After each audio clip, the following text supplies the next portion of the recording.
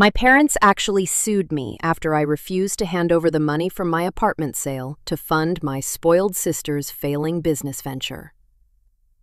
My name is Lily, and I need to tell you about the thing that changed my life forever. After 6 years of saving every penny, working double shifts at Memorial Hospital, and living on ramen noodles more nights than I ever want to count, I finally did it. I sold my apartment. You have to understand what that meant to me.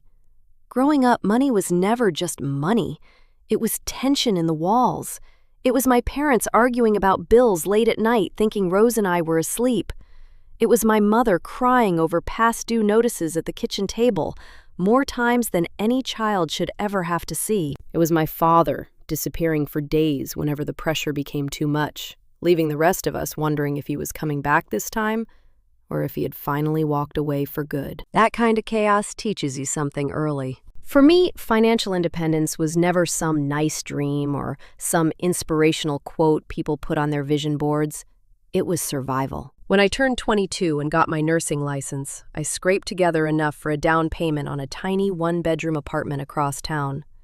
It was not impressive. It was barely 650 square feet.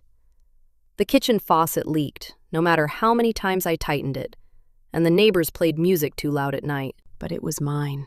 Every month I would stare at that mortgage statement and feel this strange mix of pride and terror.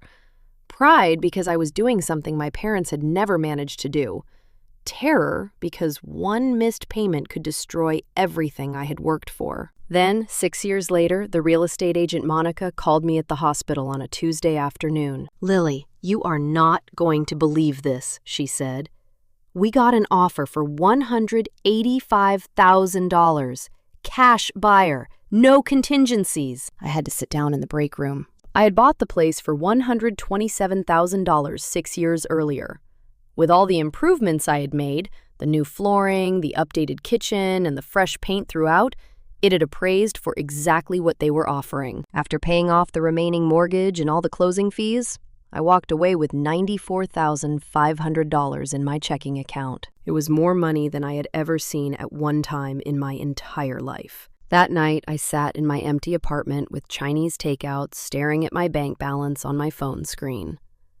For the first time since I could remember, I felt like I could breathe. Really breathe. I had plans for that money. Real plans. Not dreams, not wishes, not some vague hope that things would magically work out. Actual, researched investment strategies. I had been looking at a duplex on the other side of town. I could live in one unit and rent out the other. The rental income would cover most of the mortgage, and I would be building equity while someone else helped pay for the property. It was perfect. My family knew about the sale, of course. I had told them during our monthly dinner at my mother's house the week before. "That is wonderful, honey," my mother said, though something in her voice felt off. My father just nodded and changed the subject to something about his job at the warehouse. My younger sister Rose barely looked up from her phone. I should have known then that something was coming. My family never just let good news sit quietly. There was always an angle, always a way to make it complicated. But I was so focused on my future, so proud of what I had accomplished on my own, that I missed every warning sign. The money sat in my savings account for exactly 2 weeks before everything went completely insane. 2 weeks after the sale closed, I got a text from Rose at 9 p.m. on a Friday. "Family meeting tomorrow at 2. Important business opportunity. Don't be late." I stared at the message, feeling that familiar knot twist in my stomach. Rose had never shown interest in business anything.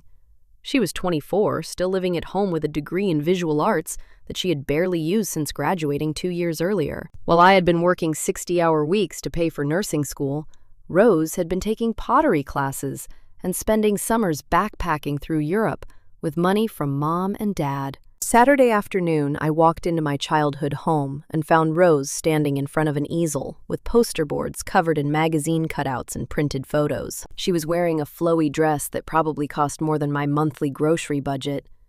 Her hair was perfectly styled, even though it was 2 o'clock in the afternoon on a weekend. "Finally," she exclaimed, clapping her hands together. "Lily, you're going to love this. I figured out my calling." Mom and Dad were sitting on the couch looking at Rose like she was about to announce she had won the lottery. This was nothing new. Rose had always been their golden child, the creative one, the one with potential. I was just the practical daughter who paid her own bills. I am opening an art gallery, Rose announced, flipping to her first poster board. Not just any gallery, a boutique space in the arts district downtown. I have already found the perfect location. The poster board was covered with pictures of galleries from art magazines. Sleek white walls, dramatic lighting, expensive-looking sculptures and paintings. Well-dressed people holding wine glasses. Rose, that is wonderful, Mom gushed. Tell us more about your business plan. Rose launched into what she clearly thought was a professional presentation. She had researched rental prices for gallery spaces. The one she wanted was $8,000 a month. She needed money for renovations to create the right aesthetic. Then there was inventory. She planned to feature local artists, but only after curating a collection of established pieces to draw people in. The thing is, Rose continued, her voice taking on that wheedling tone I remembered from childhood whenever she wanted something. This kind of opportunity does not wait. The space I want has 3 other people interested. I need to move fast. Dad leaned forward. How much are we talking about total? For the first year, including rent renovations, initial inventory, insurance, and marketing, I need $120,000. Rose said it like she was ordering a sandwich. Completely casual about an amount of money that would take me 3 years to save. Mom and Dad exchanged a look. Honey, Dad said carefully, that is a lot of money. But it is an investment in my future, Rose insisted. And it is not like I am asking for charity. This gallery will be profitable within 6 months. I have done the research. She flipped to another poster board showing a hand-drawn chart with projected profits that climbed straight upward like a rocket ship. Her market research consisted of Googling successful galleries and assuming she would instantly capture their client base. The art market is booming, Rose explained. People with money are always looking for the next big thing. I have an eye for talent. I can spot pieces that will appreciate in value. I watched the whole presentation feeling like I had stepped into some alternate reality. Rose had never sold anything in her life.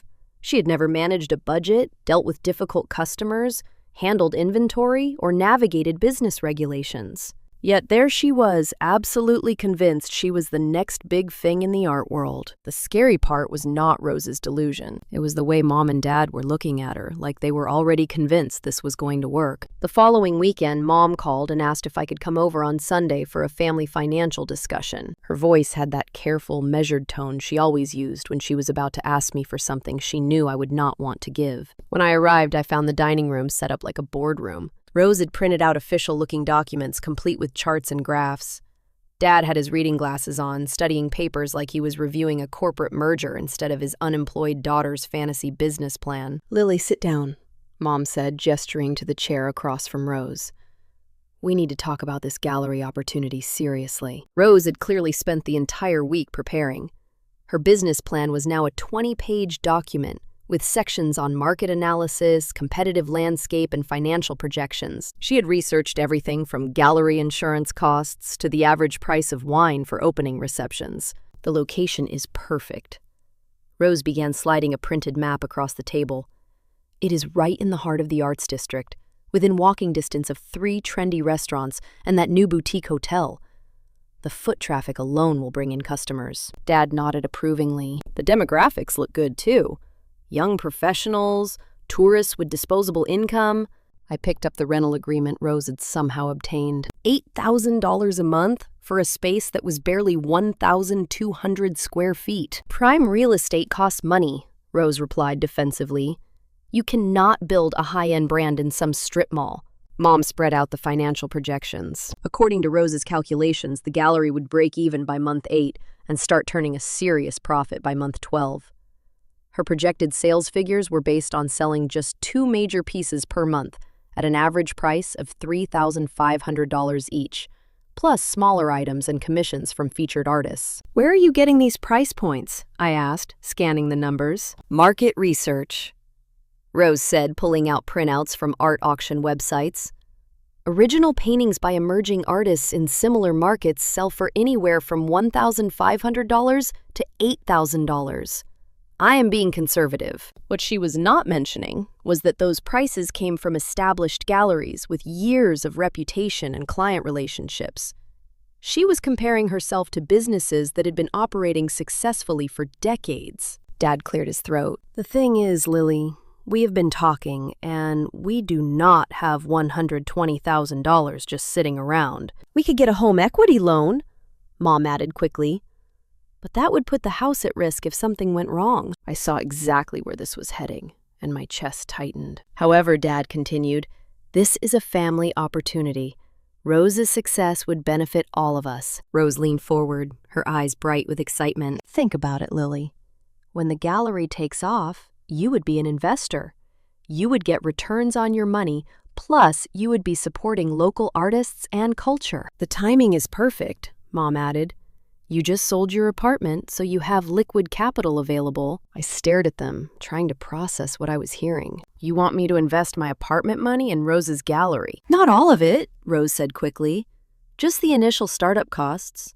Once we are established, we can get business loans for expansion. Just $120,000, I repeated.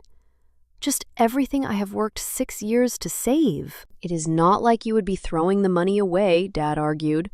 This is an investment in your sister's future and potentially a very profitable one for you too. I looked around the table at their expectant faces. Rose was practically vibrating with excitement.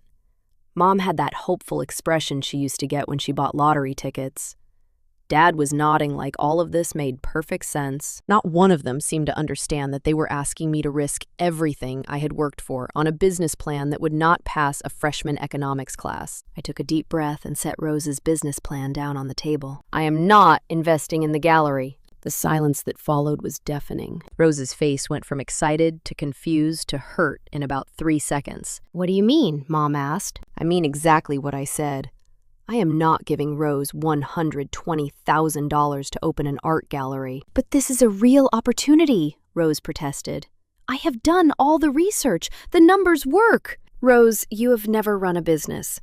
You have never even held a job for more than 6 months. You have no experience in retail, no connections in the art world, and no backup plan if this fails. Dad frowned. That is pretty harsh, Lily.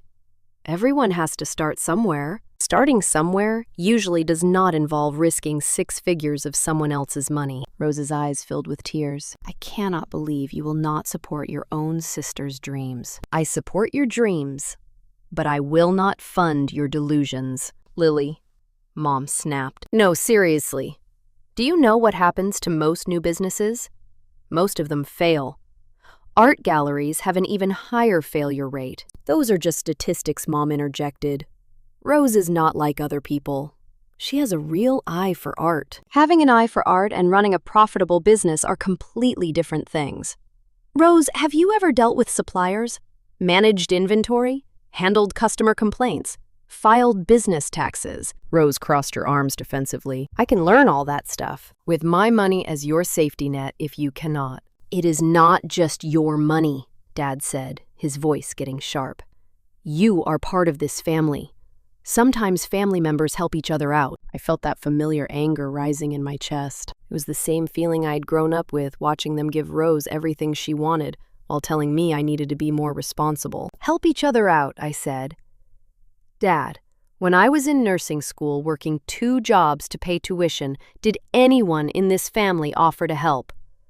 When I was eating peanut butter sandwiches for dinner so I could make my apartment payments, did anyone offer to help? I have been helping myself for 6 years, and now that I have finally gotten ahead, you want me to hand it all over. That is different, Mom said. You chose a practical career. You were always going to be fine. I am fine because I made sacrifices. Because I worked 70-hour weeks and lived in a tiny apartment and drove a car with 200,000 miles on it. Rose has been living here rent-free for 2 years while I have been building my life. Rose was crying now. So you are punishing me for being creative instead of boring. I am not punishing you. I am refusing to enable you. If this gallery is such a sure thing, get a business loan. We tried, Dad admitted. The bank wants collateral and business experience. Rose does not qualify. Then maybe that is the market telling you something. Or maybe it is just a system that does not support innovative young entrepreneurs, Rose shot back. I stood up from the table. This conversation is over. I am not investing in the gallery, and I am not changing my mind. Lily, wait, Mom called as I headed for the door. Do you not think you're being a little selfish? I turned back to face them. Selfish. I worked 6 years to save this money. I have plans for it. Real plans that will secure my future. And you think I am selfish for not handing it over to fund Rose's midlife crisis art project? It is not a midlife crisis, Rose sobbed. It is my passion. Then find a way to fund your passion that does not involve bankrupting your sister. I walked out of that house knowing I had just started a war. What followed was the most exhausting month of my life. My family launched a coordinated campaign that would have impressed military strategists. It started with guilt trips. Mom called me at work 3 times the first week, crying about how devastated Rose was and how I was crushing her dreams. She would launch into stories about how Rose had always been such a sensitive, artistic child, and how this gallery was her chance to finally find her place in the world. You do not understand what rejection does to creative people. Mom sobbed into the phone during my lunch break on Tuesday. Rose has not eaten in 2 days. She is talking about giving up art entirely. Dad took a different approach. He would show up at my apartment unannounced, usually around dinner time, with takeout from my favorite Thai restaurant. Then he would sit at my kitchen table and explain very patiently why I was making a mistake. Look, kiddo, I get it. You worked hard for that money. But sometimes you have to take risks to get ahead. This gallery could make you a lot more than you would earn from safe investments. Dad, I am buying a duplex. That is not exactly a risky investment. Real estate is risky too. What if the market crashes? What if you cannot find tenants? At least with Rose's gallery, you would be diversifying. When logic did not work, they brought in reinforcements. My Aunt Patricia, who I barely spoke to twice a year, called to tell me how disappointed she was in my selfishness. My cousin, Jake Rose's childhood friend, sent me a long Facebook message about how I was destroying family unity over money. Rose herself alternated between heartbroken victim and righteous artist. She sent me articles about successful galleries, screenshots of positive comments from her art school friends, and long voice messages where she cried about how I was the only thing standing between her and her dreams. The manipulation reached peak intensity during week 3. I came home from a particularly brutal 12-hour shift to find my entire family in my living room. They had gotten my spare key from the landlord by claiming there was a family emergency. Intervention time, Rose announced, gesturing to the coffee table. It was covered with printed testimonials from gallery owners, investment guides, and what appeared to be a petition signed by various family members and friends. This is insane, I said, dropping my purse by the door. You cannot just break into my apartment. We are not breaking in, Mom corrected. We are having a family meeting. Dad held up a folder. We have prepared some additional information that might change your mind. The additional information included a revised business plan with even more optimistic projections, letters of intent from 3 local artists promising to show their work at Rose's gallery, and a photocopy of an article about a gallery in Portland that had sold a painting for $50,000 in its first year. See, Rose said, pointing to the article. This gallery started with almost no money, and look where they are now. I read the article. The gallery had been open for 8 years and was run by someone with 15 years of experience in art curation. Rose, this person worked at major galleries in New York before opening her own place. You cannot even balance your checkbook. That is mean, Mom said. Rose is very capable. If she is so capable, why does she need my money? That was when Rose played her trump card. She started sobbing, not just crying. Full-body sobs that shook the entire couch. I cannot believe my own sister hates me this much, she wailed. All I want is a chance to build something beautiful, to contribute something meaningful to the world, and you want to destroy that because you care more about money than family? It was a masterful performance. Mom immediately went to comfort her. Dad glared at me like I had kicked a puppy. Even I felt a moment of doubt. But then I remembered all the times Rose had manipulated situations to get her way. All the promises she had broken. All the responsibilities she had avoided while I worked my ass off to build a stable life. Get out, I said quietly. Lily. Mom started. I said, get out. All of you. They left, but the siege continued through texts, emails, and surprise visits for another week, until I finally had to block their numbers and change my locks. The silence lasted exactly 1 week. Then I got served with legal papers at the hospital. I was in the middle of checking vitals on Mrs. Anderson in room 312 when a process server appeared at the door. "Lily Thompson, that is me. You are being served." He handed me a thick manila envelope and walked away, leaving me standing there with Mrs. Anderson staring at me curiously from her bed. My hands were shaking as I opened the envelope in the break room 10 minutes later. The lawsuit had been filed by my parents, with Rose listed as a co-plaintiff. The title read, "Civil Action for Breach of Family Financial Obligations and Unjust Enrichment." I had to read it 3 times before I understood what they were claiming. According to their lawyer, I owed my family a portion of my apartment sale proceeds because I had lived with them until age 19 and had therefore benefited from their financial support during my formative years. They argued that my current success was built on their investment in my education and upbringing, making them entitled to a share of any profits I derived from property they had helped make possible.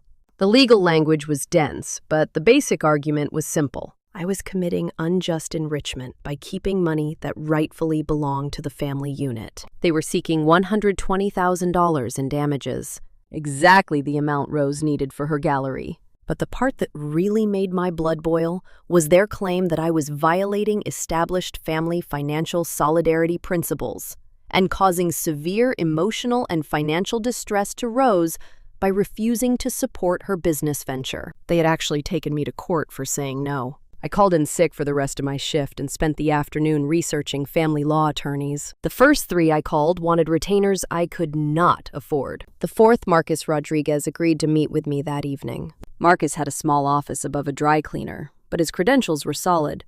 He specialized in family business disputes and had handled several cases involving financial conflicts between relatives. "I have seen this before," he said, scanning the lawsuit. "Desperate families sometimes file frivolous lawsuits, hoping to pressure someone into settling. The legal claims here are pretty weak." Weak? How? Well, they are arguing that living with your parents until 19 created some kind of financial obligation. That is not how the law works. Parents have a legal obligation to support minor children, not the other way around. And even if you had received some benefit, they would have to prove that benefit was given with the expectation of future repayment. He flipped through the pages. They are also claiming emotional damages for your refusal to invest in your sister's business. That is essentially trying to sue you for making a personal financial decision they do not like. So this will get thrown out. Probably, but you still have to defend against it. And frivolous or not, lawsuits are expensive and stressful. Your family is counting on that pressure to make you give in. Marcus quoted me a retainer of $5,000, which would cover the initial response and hopefully get the case dismissed quickly. If it went to trial, costs could climb to $20,000 or more. "There's something else you should know," Marcus said as I was leaving. "I looked up your parents' attorney. He is not exactly top tier. This feels like someone who is willing to file questionable paperwork for a quick fee." That night, I sat in my empty apartment calculating costs. The legal defense would eat into my duplex down payment, but I could not let my family bully me through the court system. I called Marcus the next morning and hired him. The strangest part was how betrayed I felt. I had expected manipulation and guilt trips from my family. That was nothing new. But taking me to court, accusing me of stealing money that was never theirs, that crossed a line I never thought they would cross. As I signed the retainer agreement, I realized this was not just about Rose's gallery anymore. This was about whether I was going to let my family control my life forever, or whether I was finally going to set boundaries that actually meant something. They had escalated this fight to a place where someone was going to lose everything. I intended to make sure it was not me. Marcus was not kidding when he said building a defense would be thorough. Over the next 2 months, we gathered every financial document from my adult life to prove my independence and self-sufficiency. I had to dig up bank statements from my first checking account at 19, showing deposits from my part-time job at a medical supply store while I was in nursing school. We documented every tuition payment I had made,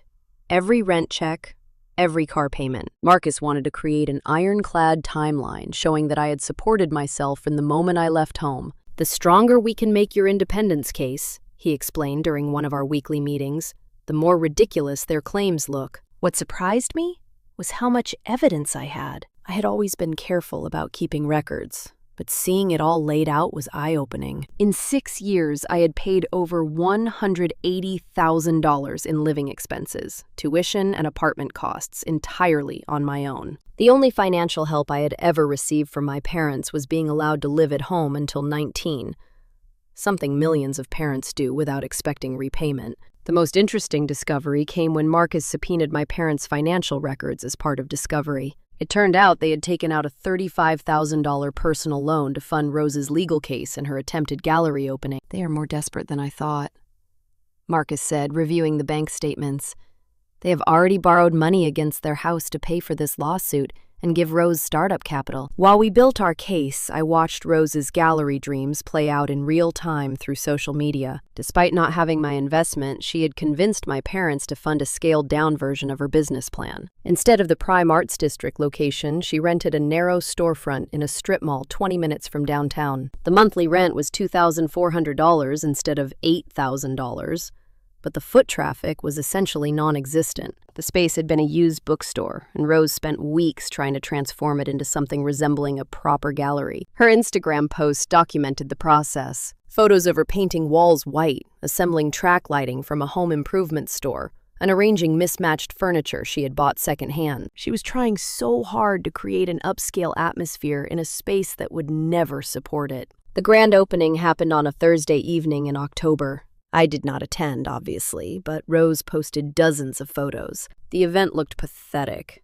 Maybe 15 people total, most of them family friends who had come out of obligation. The artwork was a collection of pieces from local community college students, and a few landscapes Rose had bought from online galleries. Within a month, it was clear the gallery was failing. Rose's social media posts went from excited business owner to increasingly desperate sales pitches. She started offering special discounts and limited-time promotions on pieces that were not selling.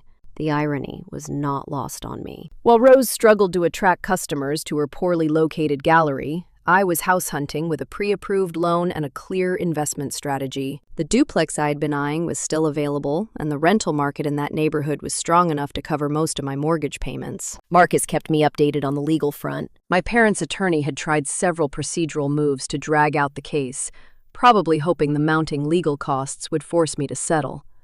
But Marcus was prepared for those tactics. "They are fishing," he explained. "They know their case is weak, so they are hoping something in discovery will give them leverage." The discovery process was invasive, but ultimately it worked in our favor. Every document we produced supported our narrative. I was a financially independent adult who had worked hard for everything I owned. Meanwhile, their financial records painted a picture of parents who had overextended themselves to fund both Rose's business venture and a frivolous lawsuit. They had borrowed against their house, maxed out credit cards, and taken personal loans, all of it to avoid accepting that their adult daughter had made a reasonable decision not to fund her sister's risky business idea. 3 months after being served, I felt more confident about the legal case than I did about my family relationships. The lawsuit had destroyed any possibility of easy reconciliation, but it had also clarified something important. These people were willing to try to destroy my financial security to get what they wanted. That realization made me more determined than ever to win. The trial was scheduled for a Tuesday morning in February, 8 months after the initial lawsuit was filed. I took the day off work and met Marcus at the courthouse at 8 a.m. to prepare for what he promised would be a straightforward hearing. "This is essentially a motion to dismiss, with oral arguments," he explained as we walked through security. "The judge will hear both sides and decide whether their claims have any legal merit. If we are right about this being frivolous, it should be over quickly." The courtroom was smaller than I expected, with maybe 30 seats for observers. My parents and Rose were already there, with their attorney, a thin man in an ill-fitting suit who looked like he would rather be anywhere else. Rose had dressed for the occasion in what I assumed was her version of professional attire. A black dress with dramatic jewelry that looked more appropriate for an art gallery opening than a courtroom. Mom wore her church dress.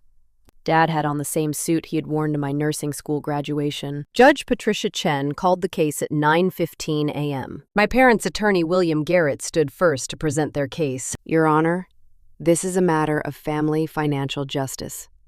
The defendant benefited for 19 years from her parents' investment in her housing, education, and development.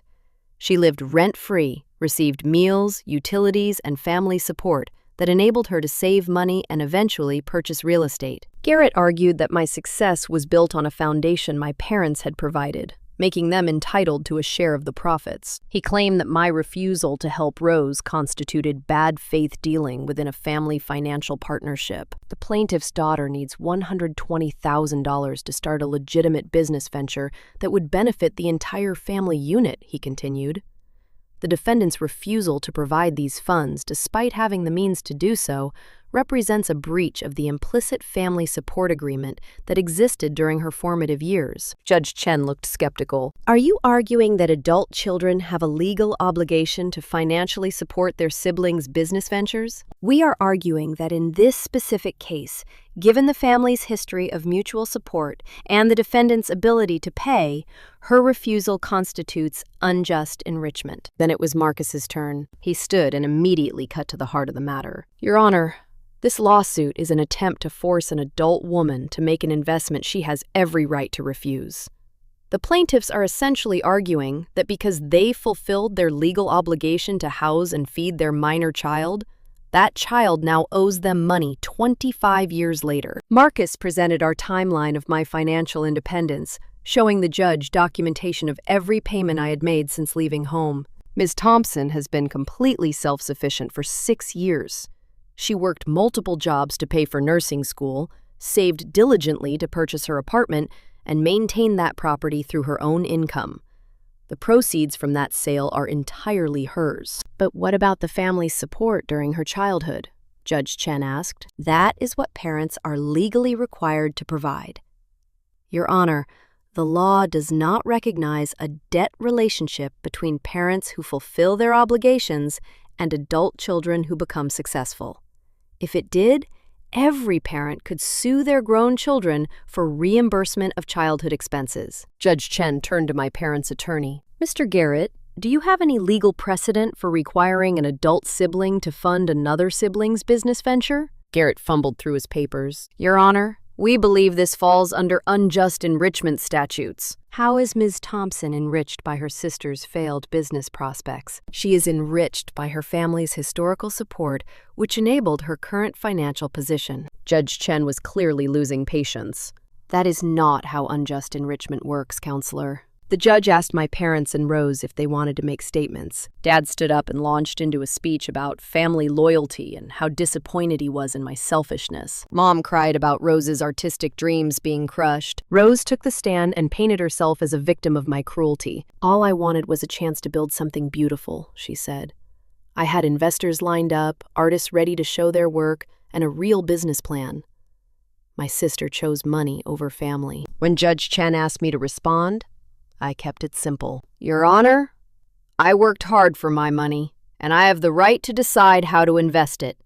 No one is entitled to my savings just because we are related. The judge deliberated for exactly 12 minutes. Then she came back and said, This case is dismissed with prejudice. Mr. and Mrs. Thompson, you are ordered to pay the defendant's legal costs within 30 days. This court will not be used to settle family financial disputes that have no basis in law. As we walked out of the courthouse, Marcus was grinning. That was even easier than I expected.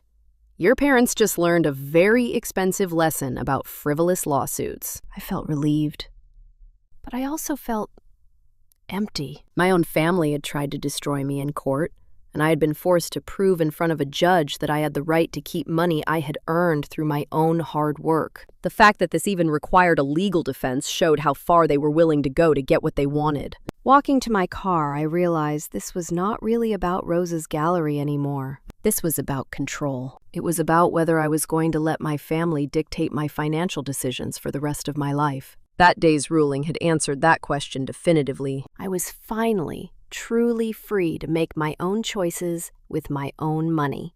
The price of that freedom was higher than I ever imagined. The victory felt hollow as I watched my family file out of the courtroom. Rose was crying openly, and Mom had her arm around her like Rose was the victim of some great injustice. Dad would not even look at me. Marcus handed me the official court order. They have 30 days to pay your legal fees. $8,400 total. If they do not pay, we can garnish wages or put liens on their property. What are the chances they will actually pay, given what you saw in their financial records? Slim. They are already overextended. But that is their problem now. I drove home in a daze, trying to process what had just happened. I had won completely. The judge had dismissed their case with prejudice, which meant they could not file the same lawsuit again. But winning meant that my relationship with my family was probably over forever. My phone started ringing before I even got home. First Mom, then Dad, then Rose. I let them all go to voicemail. Mom's message was tearful. Lily, I cannot believe you let it go this far. We are your family. How could you do this to us? Dad's was angry. You got what you wanted. I hope you're happy. You destroyed this family over money. Rose's was the longest and most dramatic. Congratulations! You won! You successfully crushed your sister's dreams and tore apart our family. I hope your precious money keeps you warm at night, because you will never have us again. That evening, my friend Cassie from work came over with wine and Chinese food. She had been following the whole saga for months. How are you feeling? She asked as we settled on my couch. Honestly relieved. Sad. Angry. It is complicated. Your family sued you for not giving them money, Cassie said. There is nothing complicated about that being insane. Cassie was right. But it did not make the pain go away. These were the people who had raised me, the people who had been at my nursing school graduation, the people I had thought would always be part of my life, no matter how complicated things became. The worst part is that they made me the villain, I said. In their minds, I am the selfish daughter who chose money over family. They cannot see that they chose Rose's fantasy over my financial security. The court order required my parents to pay my legal fees within 30 days, but I knew they did not have the money. Their financial records had shown maxed-out credit cards and loans taken against their house. They had already spent more on the lawsuit than Rose's gallery had made in its entire brief existence. 3 weeks later, Marcus called with an update. They are requesting a payment plan. They want to pay your legal fees at $200 per month. That would take over 3 years. Exactly. You can accept it, or we can proceed with asset seizure. Given their financial situation, they probably cannot come up with a lump sum. I agreed to the payment plan. I was done fighting with them, and I did not want to be responsible for them losing their house. But the real consequence of the lawsuit was not financial. It was the complete breakdown of family relationships. Word spread through our extended family about the court case. Aunt Patricia stopped speaking to me entirely. Cousin Jake unfriended me on social media.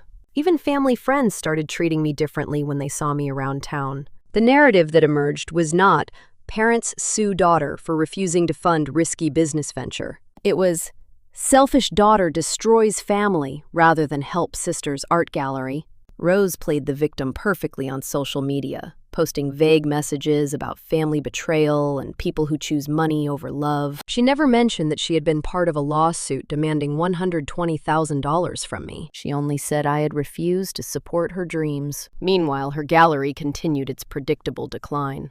Without proper foot traffic or business experience, Rose was burning through the money my parents had borrowed. The last few pieces of artwork sat unsold in a space that looked more desperate with every passing week. I tried not to feel vindicated by her failure, but it was hard not to notice that every prediction I had made was coming true. The location was wrong, the business model was flawed, and Rose had no idea how to run a retail operation. 6 months after the trial, I closed on my duplex. The rental income from the upstairs unit covered most of my mortgage, and I was building equity while living in a beautiful space I had chosen and could afford. I had won the war, but the cost was higher than I expected. Financial independence felt less triumphant when I had no family to share it with. Still, every month when I made my mortgage payment and deposited my tenant's rent check, I knew I had made the right choice. My family had tried to destroy my financial security to fund Rose's delusion. I had refused to let them. That had to be enough. Rose's gallery closed on a Wednesday in September, exactly 8 months after opening. I heard about it from Cassie, who had driven past the strip mall and seen the for lease sign in the window. The space is completely empty, she told me during our lunch break. No art, no furniture, nothing. It looks like they cleared out in a hurry. I felt a complicated mix of emotions. Part of me felt vindicated. I had been right about the business model being unsustainable, but another part of me felt genuinely sad for Rose. Whatever her flaws were, she had genuinely believed in her gallery dream. The financial details emerged over the following weeks through mutual friends and social media posts. Rose had burned through the initial $40,000 my parents borrowed within 6 months. Rent, utilities, insurance, and the cost of purchasing artwork had eaten up the money much faster than she had anticipated. Her sales had been dismal. According to someone who had visited the gallery, Rose had sold maybe $3,000 worth of art in 8 months. Most of those sales were small pieces bought by family friends, out of pity, rather than genuine interest. The bigger problem was inventory. Rose had spent over $20,000 buying artwork from various artists, promising them gallery representation and profit sharing. When the gallery failed, she still owed money to 6 different artists and had no way to pay them back. The strip mall landlord had given her 2 months' notice for unpaid rent. Rather than declare bankruptcy or try to negotiate a payment plan, Rose simply abandoned the space, leaving behind several pieces of unsold artwork and unpaid debts. My parents were facing the financial fallout. They had borrowed $35,000 against their house for Rose's initial investment, plus another $15,000 on credit cards for additional expenses. They still owed Marcus $8,400 for my legal fees, which they were paying at $200 per month, as agreed. But the real crisis was their mortgage. With Rose unemployed and living at home again, my parents were struggling to make their house payments. Dad was 61 and working at a warehouse job that was becoming harder and harder on his body. Mom had taken a part-time position at a department store, but their combined income barely covered their expanded debt load. I learned these details through my former neighbor, Mrs. Kim, who had stayed in touch after I moved. She had run into my mother at the grocery store and came away concerned about the family's financial situation. "Your mom looked exhausted," Mrs. Kim told me over coffee. She mentioned they might have to sell the house. That hit me harder than I expected. The house had been my childhood home for 15 years. It was where I had studied for nursing school exams at the kitchen table, where I had celebrated getting my first job, where I had lived until I could afford my own place. But I also knew that selling the house was probably the smart financial move. They could pay off their debts and downsize to something more affordable. The problem was that admitting they needed to sell would mean acknowledging that funding Rose's gallery had been a catastrophic mistake. Rose herself had gone completely silent on social media. No more posts about artistic vision or business ventures. Her last Instagram post was a cryptic message about learning from failure and reassessing priorities. Through the nursing community grapevine, I heard that she had applied for jobs at several coffee shops and retail stores. The art world career she had been so confident about had evaporated along with her gallery. 3 months after the gallery closed, I got an unexpected phone call from Dad. It was the first time we had spoken since the courthouse. "Lily, we need to talk." His voice sounded older, more defeated than I had ever heard it. "About what?" "About everything.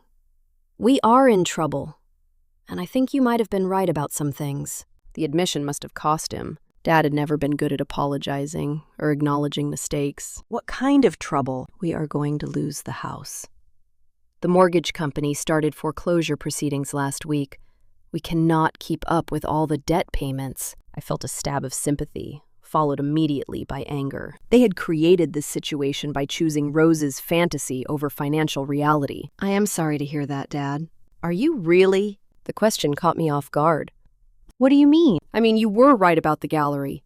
You were right about Rose not being ready. You were right about us not being able to afford it.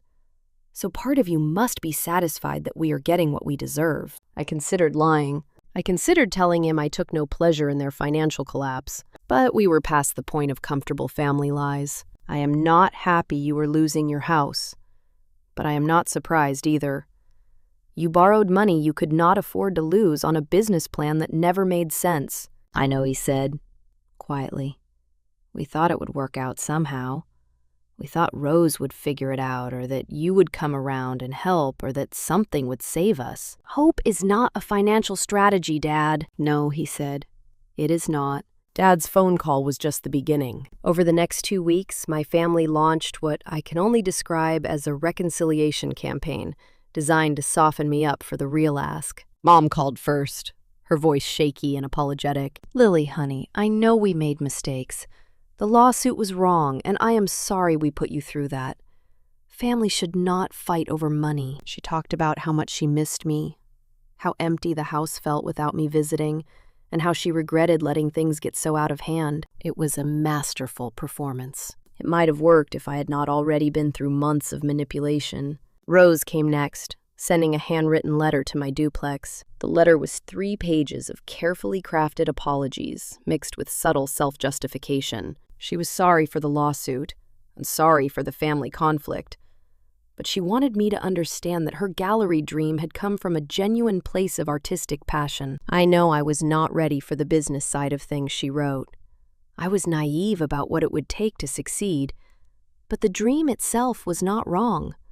Just the timing and execution. The letter ended with an invitation to lunch, just to talk and start healing our relationship. I threw the letter away. The campaign intensified when they realized I was not responding to emotional appeals. Aunt Patricia called, claiming she had been misinformed about the family conflict and wanted to hear my side of the story. Cousin Jake sent a Facebook message about how much he valued family unity. But the real desperation became clear when Mrs. Kim called me at work. "Your parents came by my house yesterday asking for your work schedule," she said.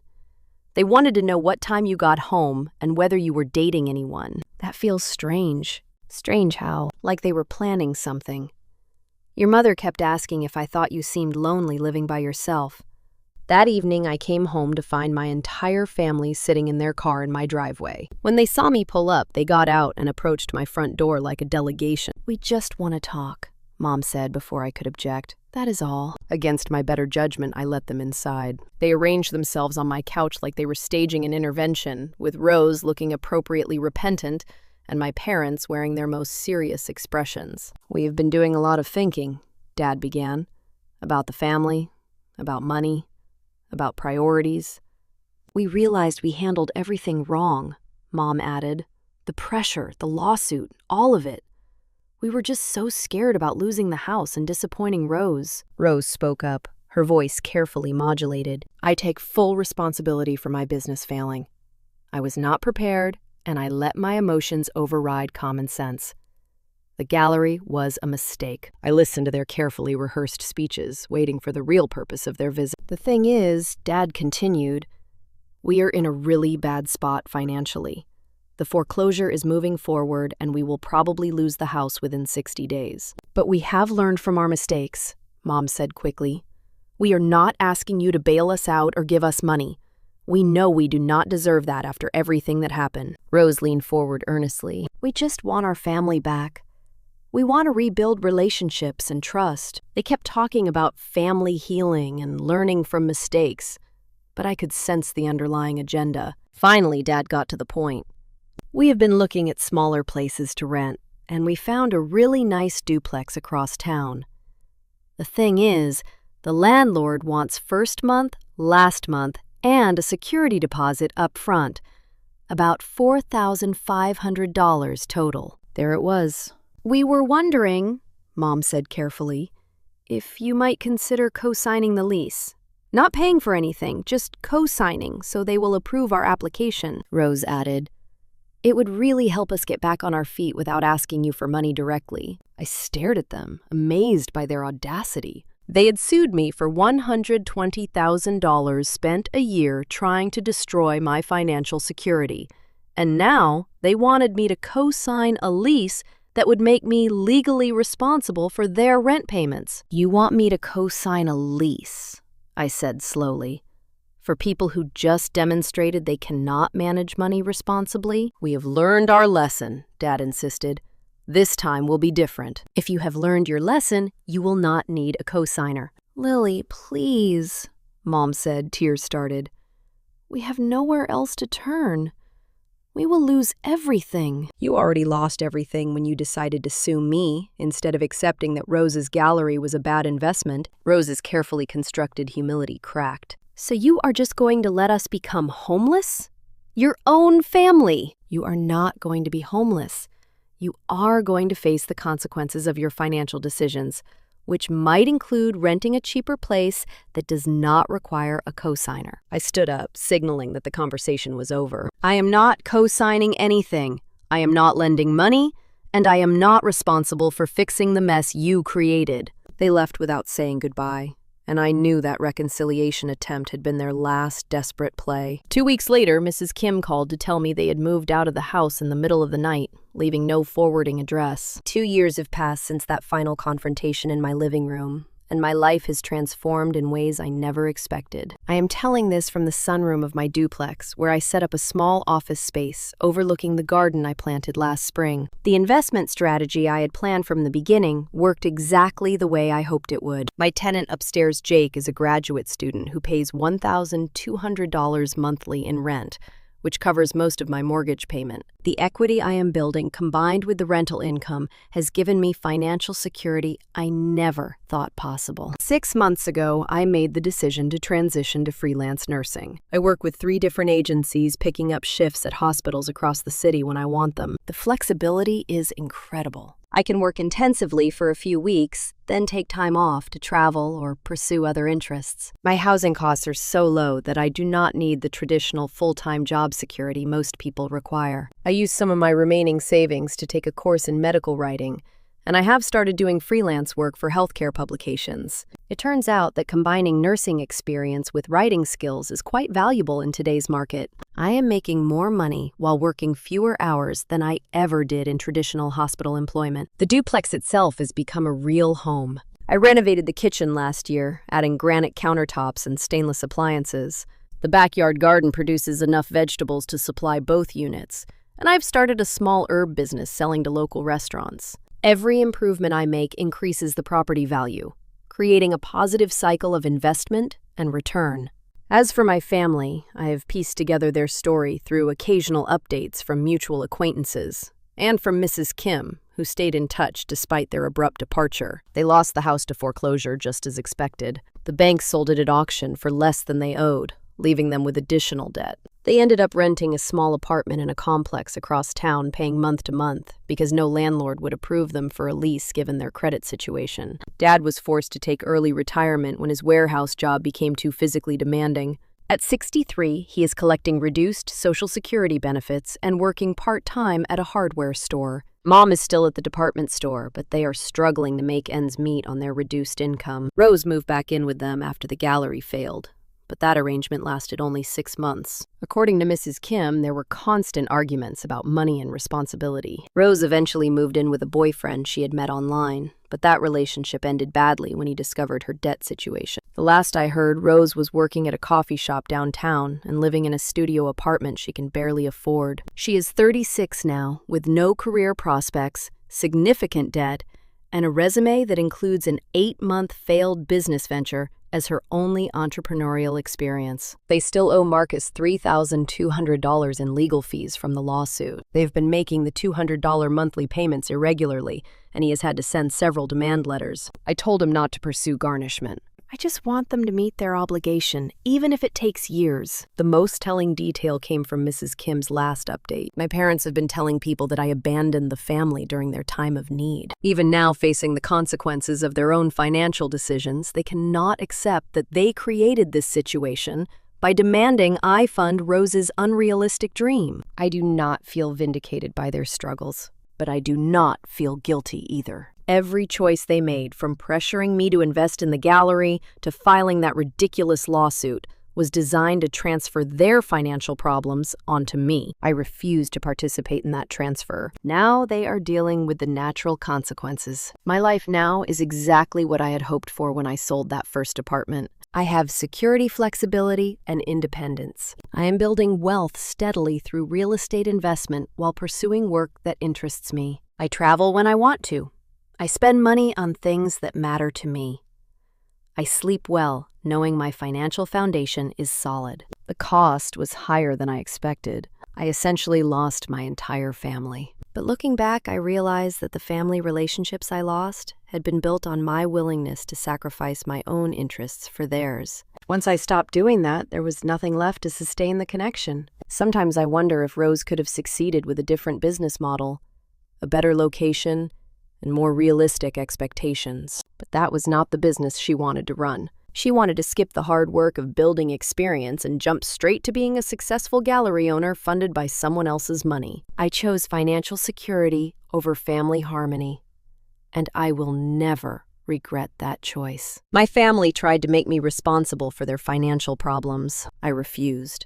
2 years later, I am thriving, while they are still dealing with the consequences of trying to build dreams on someone else's foundation. Independence is not just about having money. It is about having the courage to protect what you have built, even when the people you love are asking you to destroy it.